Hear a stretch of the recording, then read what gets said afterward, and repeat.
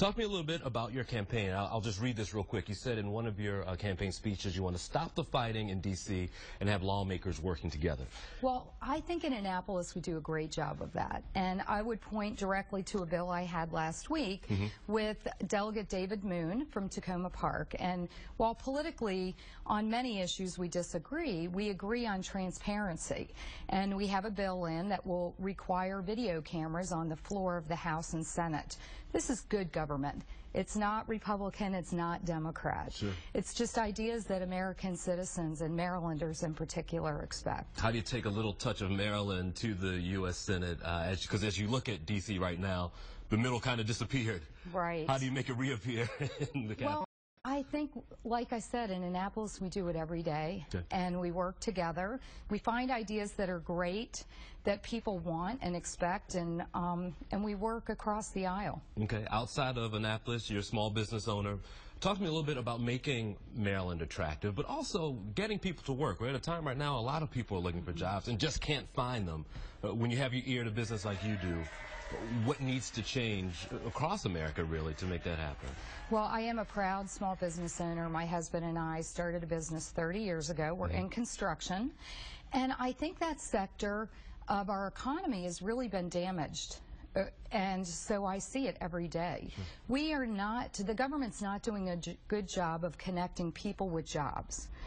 For instance, we have truck drivers. We have many companies looking for truck drivers, and they're not able to find them. In our business, looking for carpenters and plumbers. And I don't think our schools have done a good job of preparing people for that workforce. It's been, unfortunately, a one-size-fits-all approach to education. And they're saying everybody to be successful needs to go to a four-year college. And my campaign is saying, you know what, every individual is unique. And let's make sure that all job possibilities are on the table for our kids. Let's say that a plumber or a carpenter or a truck driver or a doctor or a teacher, these are great professions. And let's make sure kids know these are all options for them. Community security and homeless security came up as well in an article I was reading not too long ago. We just dealt with another shooting. We dealt with San Bernardino as well.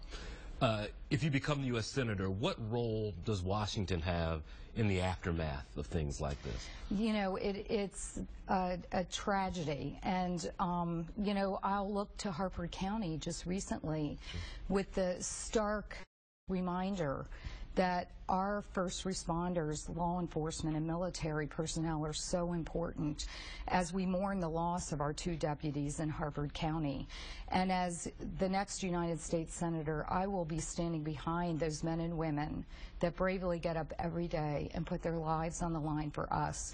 And they have to know that their government officials stand behind them. Their families who worry every day, will they come home to me? That we are fully supporting those men and women who selflessly put their lives on the line for us. GOP candidates here in Maryland hoping to ride that Hogan wave that we saw in the election of our governor now? Yes, and I'm very proud to work every day with Larry Hogan.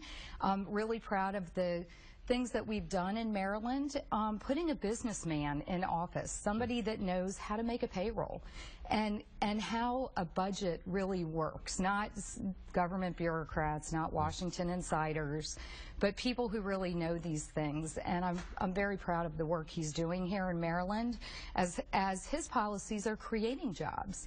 You know, he's removing bureaucracy and regulations. I'm proud very much to have worked with him to repeal the rain tax, you know, which has been kind of a poster child for bad government. Sure. Kathy Szeliga, thanks for coming by. Thank you so much.